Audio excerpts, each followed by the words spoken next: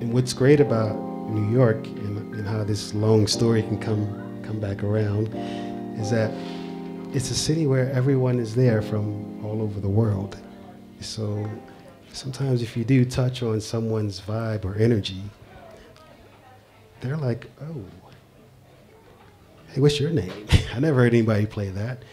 You know, whether it's Bhangra, you know, or you're at a hip hop spot and you throw in a salsa flavored or hip hop song that samples salsa, and then the Puerto Ricans are like, hey.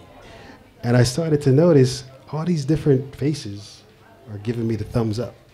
And so it was like, you know, black kids, the white kids, the Latinos, Asians, the South Asians. It was just, and I felt like that was like a magic carpet. It felt like I got on a magic carpet and it just took me to some really special places.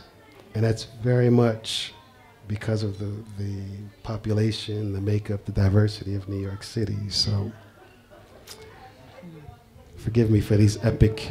I think the openness of the DJ, whoever he is or wherever he DJs, has a big effect on the crowd that are there. And New York is definitely one of those places where there has been such a history of that an awful lot of incredibly innovative music producers and makers have emerged from, you know, being on the other side of those situations where they're listening to music from great DJs and then they're going and making music.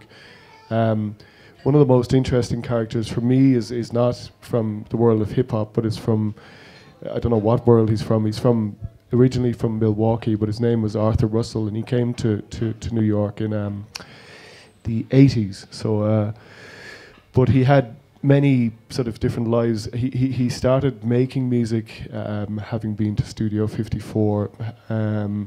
He was a big dance music acolyte, and he loved dance music and all of that. But he was also studying cello in Juilliard, so he had two things going on.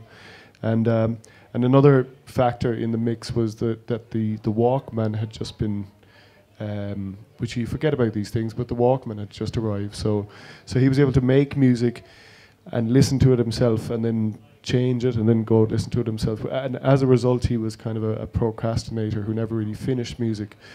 But if you look back over his incredible career, he's probably like a really good microcosm of what New York does to a man, you know, in terms of a sponge. If you're a sponge for the sounds and the vibes, you're going to, you know, you get them all in New York.